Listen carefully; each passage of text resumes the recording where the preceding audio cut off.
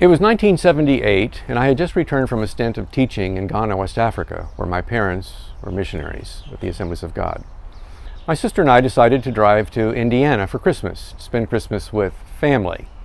While there, Charles Crank, who happened to be my uncle and the superintendent of the Assemblies of God for Indiana, told me about a group of people that wanted to become an Assemblies of God church in a town called DeMotte.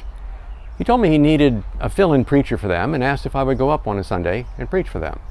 And so I did. They asked me if I'd come back and try out to be their pastor. That was not really on my agenda, but I didn't want to close the door.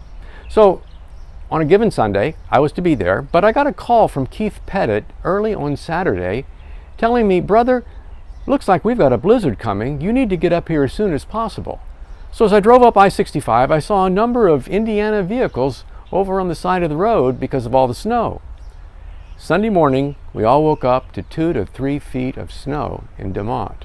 No one was going anywhere that Sunday morning. So we had church Monday night, had service, and after service, the people voted. The votes came in, it was unanimous. All 10 people voted for me to be their pastor. Well, now I had grown up in Florida and had done schooling in Florida and Texas, and had just come from Africa. Snow was not on my agenda. But as I prayed about it, I felt that this was the direction of the Lord. And so for a little over 2 years, the people of DeMotte, Calvary Assembly of God, put up with a single pastor who was learning his way on how to be a pastor. And a little after 2 years, I was approved for missionary service, got married, and it was the people that stayed, the congregation, and the pastors that followed. I'm thinking in terms of Larry and Paula Conkis, and especially Jim and Yvonne Clark, that stayed and made Calvary Assembly what it is today. And I want to thank you because all these years we've been partners in mission.